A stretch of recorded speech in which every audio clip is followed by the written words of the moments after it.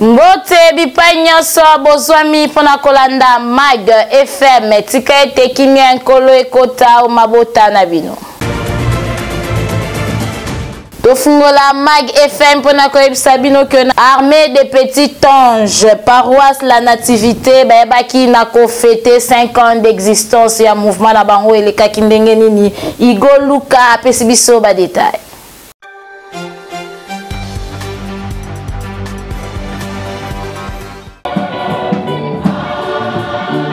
24 juin 2018, 24 juin 2023, jour pour jour, mouvement armé de petits anges à Panamokousi à paroisse de nativité, va célébrer qui 5 ans d'existence na bango mokola dimanche 27 août 2023. Oyo ezalaki na thème malgré la loi j'entrerai. Barkange opéra mopé ba petit ange bango nyonso bazalaki na esengo ya ndenge ya kosarana tepe monsieur l'abbé Oscar prêtre Yabujala atalisaki na ba fidèle pe ba membre ya armé nativité lolenge nini bakoki kosalela nzambe na bosolo. Après Omélie, nde ekomaki moment ya rue de promesse sika oyo wapi ba ange ba yakina scarf drapeau pe biloko ya ndenge na ndenge pour que promesse eleka malamu. Petit ange alatisaki abbé Oscar scarf pona kolakisa que akomiment premier ya armée nativité. Nde ekomaki moment ya promesse ya petit ange archange opéra mpe ba ange oyo bakomi mikolo balongolaki ba scarf pona kokile na ba mouvement mususu.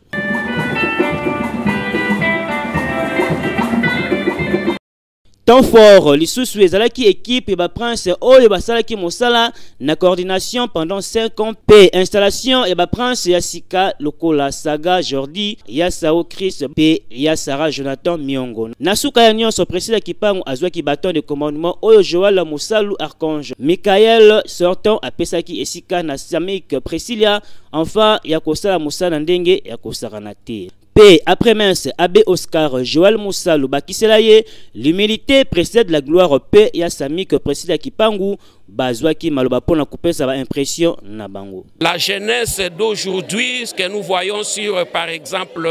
WhatsApp, Instagram, TikTok, ainsi de suite, un enfant qui a reçu une bonne formation dans ce groupe-là doit être capable de peser le pour et le contre. J'ai eu l'opportunité au Kambagou parmi les petits anges durant 5 ans. Ils ont eu 3 ans, mais grâce à 5 ans. Ça a été une grâce de Dieu, bien sûr, mais ça aussi été un fardeau. Kokamba, toute une armée, ce n'est pas facile. Et je suis aussi dans la joie parce que Moutunatiki, ils ont Moutupé à confiance. Parents, bazana bandaku, batina biso bana bango, biso tozali wana pour encore cadrer bana. Ozana mwana ndaku, asala ke le côté azana activité mon côté, ozomona mwana azali un poli, groupe armé des petits anges ezali wana pour encore encadrer bana.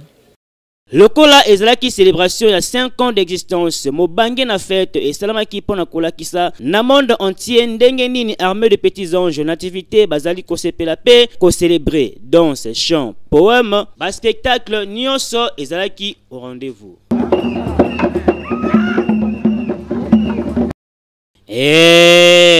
Awa tokosenga na apa nativité ya kozala toujours exemple ya malamu na paroisse na bango enfin ya kotambusa ba petit ange na nzela ya nzambe pe nyonso oyo bakosala malamu na se ekofutamaka olikolo pe équipe coordinatrice ya sika totombele bino mokako swa apa nativité bomema bango toujours likolo. Bana ya quartier Plaza na commune ya Ntsele balela kimingi na oyo etali pasi ya mai kolela na bango ekomaki na matoi ya Raymond Ambongo Mobuku oyo bamesana kobenga efo perso ayebaki na kotiela bango citerne ya munene ya 3000 litres po esunga bango na oyo etali pasi ya mai. J'espère azalaki wana na compte ya Mag FM.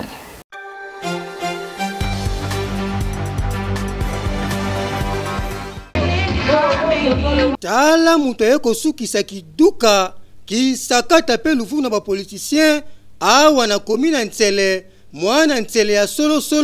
soso ya mboka professeur Raymond Abongo Eso Mobuka likofi ya changu muto baction concrète aussitôt dit aussitôt fait ya AAC palu le patriarche Antoine Gizenga po avant d'y avoir des difficultés à mailler aux populations à Ntsele awa na quartier Baumbu na Makanda plus précisément na place Bazali comme on a lobby Tintin makambo oyo ekoki kokoba boye te. Tala tina coordination mobimba ya baction ya professeur Raymond Abongo Eso oyo ezali kokuma mepa monsieur Jackson Makula Aike pe madame Rita Mabanza basalaki mobange na carnaval awa na plaza pona ko annoncer la population mopanzi oyo ya mboka ke pasi na bango pona mai yezu solution na bokasita professeur Raymond Abongo Eso oyo ateli bango mai ya ofelo kofuta ta 50 francs ekatana te avec citerne na 3000 litres s'il vous plaît. Pe inauguration nango esalamaki na madame Rita Mabanza avec impact na idéologie. Population à quartier Plaza bazangaki maloba te na Micromac FM pour na ko remercier leader a Changu prof Raymond Abongo Eso pour na likanisi malamu azui. Na sepeli makasi. En tout cas nzambe apambola e abaksele ebele parce que surtout nga na komika na mai na porte sandako. Nazaki liboso na mema babido musika e comme tina ndako mais na mona ko ndire pompe ndeza akatsa lupangu na nga. En tout cas nzambe asunga e batu oto oluka na mboka nde bango yo. Na ngambo na bango madame Rita Mabanza pe monsieur Jackson Makula Aike oyo bazali ba membre ya coordination ya baction professeur Raymond Abongo Eso bango pe bazangaki maloba te pona kotelisa tina geste oyo pe basangaki na population ya plaza awa na commune Ntsele ba batela bien public oyo malamu po ezali pona intérêt ya bana plaza nyonso tout et surtout keza ya ofelo kofuta ta makuta te ko kamwa eloko e motiver action oyo ezali motema malamu ya papa na biso professeur Eso Abongo. Bon, lokola aza mwana changu ayebi pasi ya changu ayebi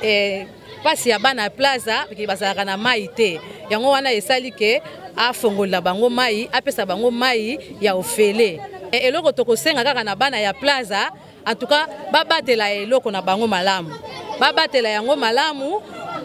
babebisa yango te ezali eloko bapesi bango po te basalela donc basalela yango vraiment na bokebi po ete ebeba te action oyo esili awa te eko continuer tina ba changu côté mususu to continuer ba action moko abo. Ah oui, loba tombanga pasi po il faut misalele kama loba na ebele prof Raymond Abongo Eso tala ndengo zongisi esengo pa population ya plaza awa na commune Ntsele ou mela osimba libende po nzete ko buka na pe okobaka na ba geste ya boye ekosala kitoko makasi 100% information Malua toujours.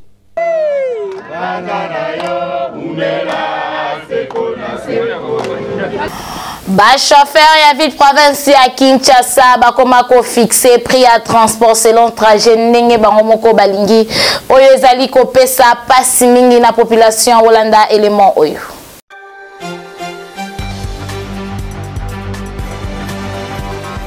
Lelo soki otamboli na bakwe mingi awa na ville province ya Kinshasa okomona ke ba prix ya transport et comment nango ko changer ndenge kaka caméléon a changer ba couleur soki obimi na tongo okofuta 1000 francs na midi soki chance eza okoki kofuta 500 francs mais soki kaka tokomi na pokwa enga ye ba receveur ba bandi 150 wana bongisa déjà 1500 francs soki oyoki 200 yeba ke 2000 francs nde bazali ko senga e bongo soki obetaki calcul na 1000 francs makudile yoyo po okozanga moya ya kozonga na ndaku système oyo ekomi konyoko la population na ndenge ya kosakana te suite ya ba chauffeur na ba receveur na bango ndenge mutu na mutu akoma kosenga prix ya transport na ndenge alingi nzoka nde l'état congolais ayebi kaka ke transport ezalaka 500 francs kasi sur terrain eza nango bongo te lokola pembo kanabiso ba mesure ezwa makambangu kasi suivi ya malonga ezalaka nango te depuis carburant ebungaka yango esalaka ke transport emata kasi carburant déjà ezonga ndenge ezalaka kala transport ti lelo eboya nango kozonga na 500 francs ministère ya transport en tout cas bolandela nanu likambu oyo po façon petit peuple azo souffrir yango te soki bobongisi ekozala malamu po ennemi ya congolais ezalaka kaka congolais ye moko ndenge musicien moko aloba ke richesse moko pe ya Congo babosana koloba ezalaka nde motema mabe boyoki barré de bus et komi nango bandaku pona ben civique population komi ko banga ko telema même na butu pona kozo transport en Henriette Futila pesi biso ba détail.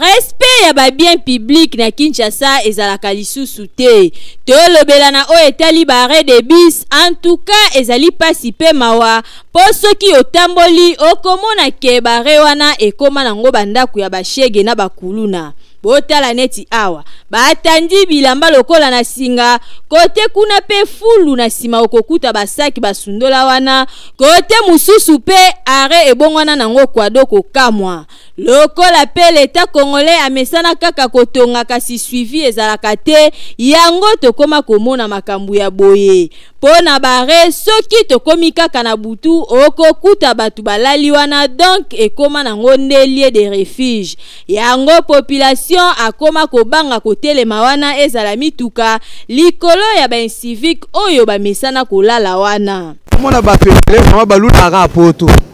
Mais pour ni vraiment biso pe to sala pe mboko na biso comme lokola poto. Bare wana basali yango poke non mutu vraiment donc akope manae place wana pour la transport. Mais to mona vraiment comme bosoto ba chege ba komola la wana. Ba mama mususu ba komoya na bana wana na ba fazer mususu ba komola la wana. Mais suivi ce qui est là nango makambo nyonso wana vraiment donc elingeza esalema nango te. Ya to senga mingi pa ba autorité na biso que non ndenge vraiment bakendaka poto balulaka poto bakomisa pe ville province à Kinshasa ndenge vraiment donc bamona pe poto wana pe biso vraiment tozaka na Kinshasa lokola ville ya munena na mboka na biso donc tozaka ville mususu te. Gouvernement congolais abandaka bien maso a toujours bongo zenenge ya Congo ba ko sala loko moko ya bien omoni kana wi bazo sala loko ya bien mais suivi ezalaka te yo moko bien suivi penze ezalaka te okomona esika na 8e heure soko okay na ba 20h okuta bakuna balali moyo te mwana eza susu te moyo te matana petit peu va ezali susu te comme bakuluna bango bazaka suivi na loko te bango kaka basali musana bango bakeke silesi zenenge ya Congo. Bare de bis oyo ezalaki ba transco fwe bandotelema ba bis nyonso fwe bandotelema bakoma kotelemela ba place wana te bazotelema place o bare de bis ezate. Mais place oyo ya bare de bis eyoko koma ba ndaku ya bakuluna ya bashege ozomona batu moko bazola la position moko ezate moyen moto ya za normal ayeko zela bis na ye atelema wana ezate bakomi kotelema mopanzi. Mais eloko nazo senga vraiment na gouvernement congolais bazwa disposition ya ko réhabiliter ba place wana malamu pour que biso nyonso to banda kotelema wana poto zela kabis na ndenge ya kimia. Awa tokosenga kaka na bakonzi bameka nanu kosalaka suivi na ba bien public oyo po population akoka ko profiter na ngoloko la bijou na bango. Kinshasa oyo penze ezalaka nini pona bamboka misusu makambo ya boye ezalaka te tanenge che tanenge sali kitoko te. Population ya quartier Njil Brasserie na commune ya Ntsele basali konyo kwama na oyo etali pasi ya électricité pasi ya courant basengi na autorité ya SNEL babongisela bango courant po bango pe basepela.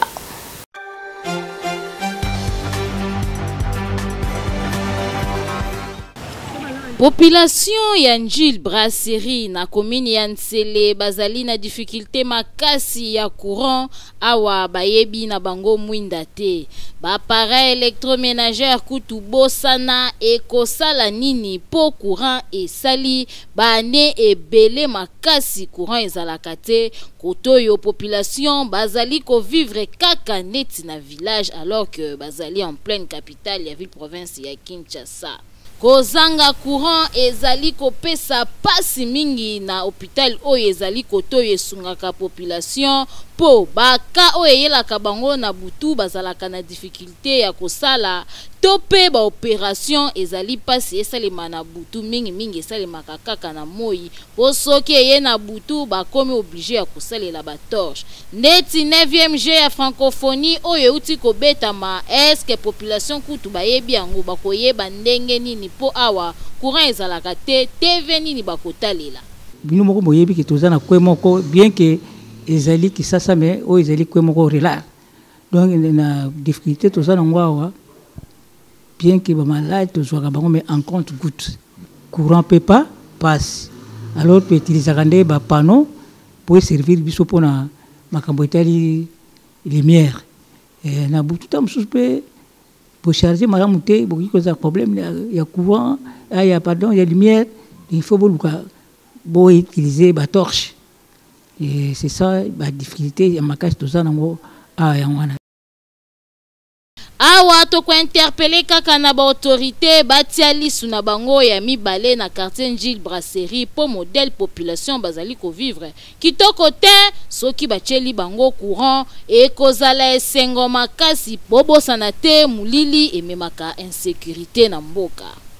Notion ya bon voisinage et sila nango et pa ya bakinois Ariat Touti la pesibiso ba détail.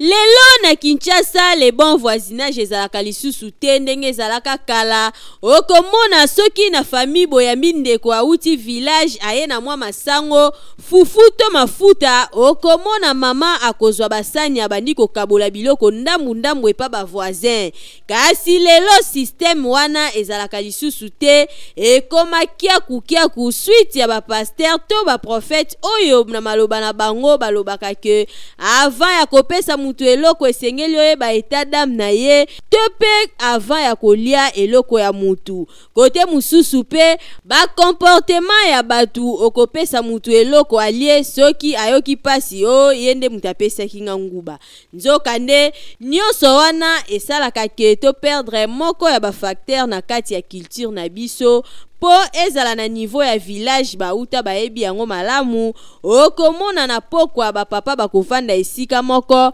mama nyonso akoyana biloko oye alambaki babandi kolia ensemble mwa tamba pe pembeni ambiance wapi en tout cas bolingo ezalaki makasi pe soki moninga azwi problème bango nyonso bakozala toucher suite ya bomoko o ezalaki korenye na kati na bango tango akala ndenge zaike ozi mupaya aye na ndako na yo ayeli yo mwa koli yo koli wana olia yo moko teka nde bino bolobi okota mwa ndambo opesi oyo mwa ndambo opesi boy mwa ndambo opesi melelo oyo soki ekoma ndengo wana en tout cas pona kokaba bomuno sako kozama yena oyo yazanango mukieso nde nazanga mukino kaba ndeni na tali bayinga koli na ngana ifuna bomba naliaka malembe tiro si aponga imoko nazana mbongo te biso pe to banda ko yamba bandeko a partir kindoki koma na famille opesi mwana ngelo ko salibo kina ko lie pasongo to koma ko boya na biso yango to koma éviter makambo na mingi ezalaka nango merci ko to koma ko banga na biso elongola pe bolingo makasi ndenge ezalaka leki na ngaye bo na ke pa ya na kina lia na sala bo to sali ya kende boyo na beli na salibo nani akina ko lie pa ya na bango mtasali bongo po aleki sali to koma ko banga. Moto azangi bolingo akomona nzambe te po na Bible ebandeli pe suka bazali kaka kolakisa biso bolingo en tout cas ekozala malamu soki tozongeli lisusu bolingo wana ndenge ezalaka na kala. Na kan luka population bazali konyo kwa mana o etali pasi ya mai kuna na komini ya Ngalema Bolanda.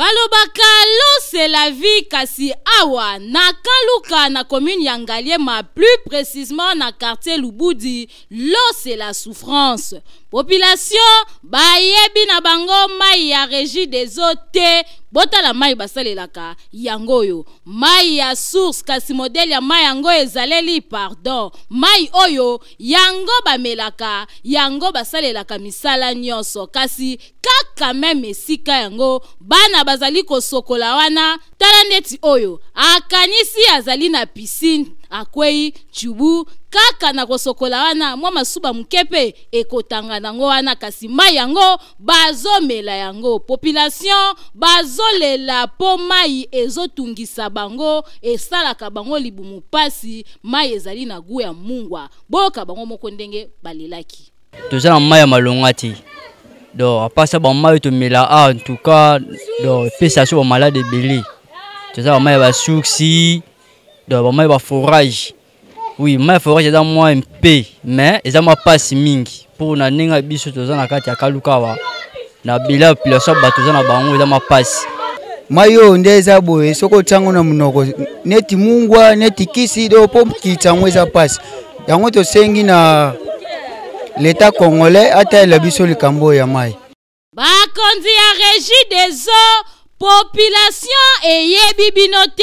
awa na quartier Lubudi bazali kotuna eske bango bazali na ville province ya Kinshasa tope bazali na mboka mususu. Mai ya Régie des eaux ekota po bango pe base retrouver lokola na ba commune mususu. Soki bokotiseli bango mai esengo o bakozala nango po mbula bamela mai ya Régie des eaux baebite. Population ya Kisensu bakomi na insécurité makasi basengi na ba autorité baeba nanu kopesa bango solution kimia ekota batambola à l'est ndenge balingi.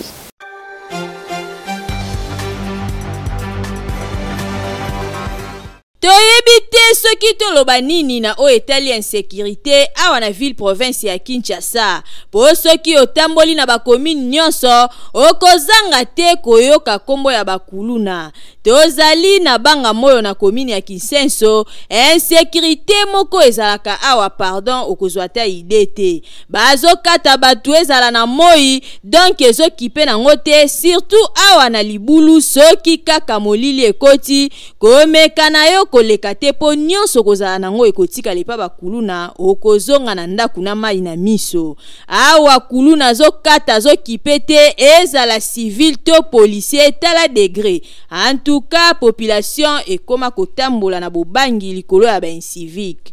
Vraiment tosenga ka sécurité ça biso nzela a tolembi vraiment. Tokoka na kotambola te bakuluna nzela ezate bangomba tolemi vraiment tosenga vraiment lisungi basela biso nzela parce que ndi toza to ba classe ko kale ba classe na nzela bozana ba téléphone moyen bolekeza te mbongo botambola bien te tosengi vraiment lisungi esunga biso a pona commune ya Kisensu a population ezana te ba soda o batela batu a ba sala te lokote kulune zo bunda na butumbe ba soda ba vanda balali na banda balali na ba bureau makasi na bango ba innocent na nzela so ba innocent ba leka kokanga lelo oyo ndenge tozaboye bakuluna bakomi ebele likola sécurité mama ko utoteka akokoma ka pembeni boye bakangi ye babotoli ye biloko po nini insécurité surtout biso awa na ekoli oyo babengaka EPD mukili bazokia kotelema wana bana biya bakuluna no eloko ekoleka te soko ozana même sacha biloko oyo ekoleka te bazobotola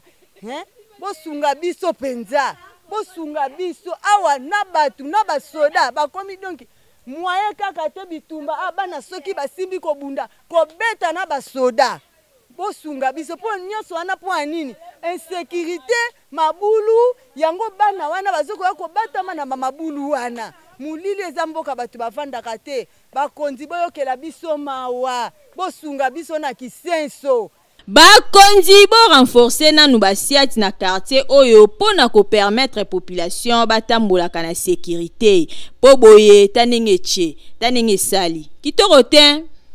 Centre hospitalier Dominique Leker esika semoko ya kozwa soin kitoko yo mutu onyokwami na maladi otamboli bisika ya ndenge na ndenge ozwi lobi kote kende mbangu na centre hospitalier Dominique Leker bako traité yo kitoko makasi.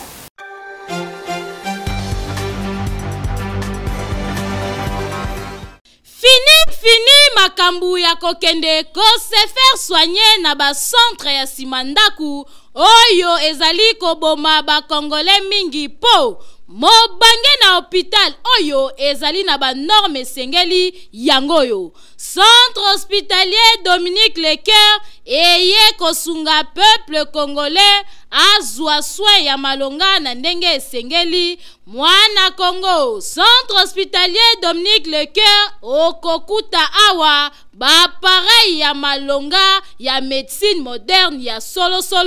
oyo ezali ko détecter maladie nyonso ebombani na nzoto ata ebombani na songe ya suki grâce ya ba pareil oyo maladie wana ekozala détecter. Awa bazali na laboratoire ya malonga kaka pona kosunga peuple congolais esengeli boyeba ke ba médecin oyo bazali ko traiter pe awa bazali ba médecin oyo batanga médecine na libanda ya mboka kasi baye ko pratike yango awa na République démocratique du Congo pona kosunga bandeko na bango bazwa so ya malonga na ndenge esengeli na oyo etali prise en charge bomi tungisama te kokende libanda ya mboka na centre hospitalier Dominique Lecoeur prise en charge ezali assurée et sengeli koyeba lisusu que centre hospitalier Dominique Lecoeur ezali na ba service locaux là chirurgie, maternité, radiologie, kinésithérapie, échographie, endoscopie. Nyonso wana kaka po basunga peuple congolais ba patient na bango bazala bien traité. Na oyo etali cas d'urgence soki obeli na ndaku ozali na possibilité ya kokoma hôpital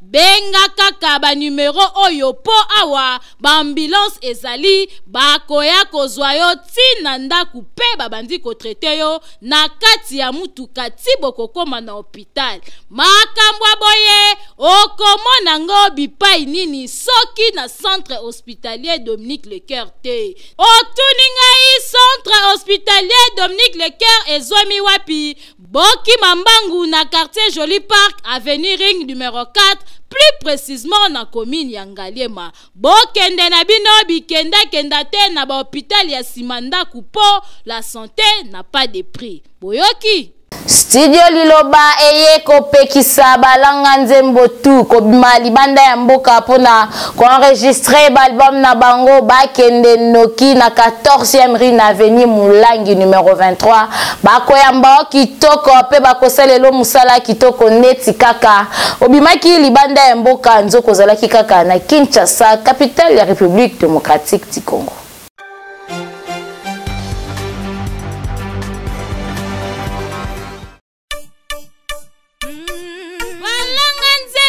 Bakolo kunga solution pona bino eye yo mutu ozali na besoin ya kobimisa album single maxi single kimambangu na studio Liloba na 14e rue po kuna okokuta biloko ya mopaki c'est-à-dire appareil ya kanda studio Liloba ezali na qualité ya kosakana te ebongo bakita ebongo ba micro okokutango esika mosusu te kaka na studio Liloba. Awa soki okoti okoyemba lokola Angelu po awa son erataka kutu te awa tobetaka na biso mopanzi te po nyonso ezali na qualité enregistre album na yo awa ebimi lokola outaki na États-Unis nzoka nde enregistraki yango kaka na ville province ya Kinshasa na 14e rue na studio Liloba. Awa ozali na tante ya kokende kosala mastering libanda po nyonso ezobeta madata na studio Liloba. Opanga na yo na oyo etali prite a cause ya ba appareil sophistiqué oyo ezali awa prix ezali nango abordable ofuti mbongo mukie kasi basaleli yo musala ya qualité. Oyoki Boki Mambangu na commune ya Limete na 14e rue industrielle numéro 23 na avenue Mulangi oza mobimba akei ezali na ndenge elongo bani. Oyoki boyebele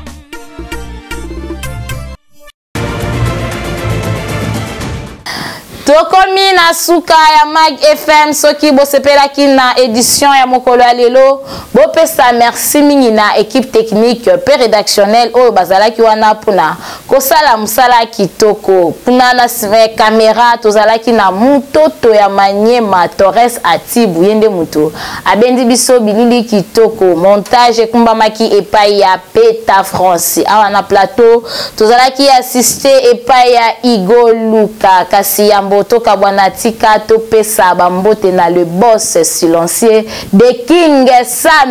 Samuel Mizegele tika ete nzambe apambola yo mbote na yo de King Samuel Mizegele le boss silencieux. tokomi na suka kasi jamais tokabwana sans koloba maloba ya motuya oyo papa na biso aebisaka biso toujours nul n'a le droit d'être heureux seul sur la terre. Wana maloba ya Papune de King Daddy de Daddy. Maître Billy Maloua Cléophas Boyoki, nul n'a le droit d'être heureux seul sur la terre. Ngalabino, tokutani mikolo ezali koya soki nzambe apesi biso lisusu bomoe.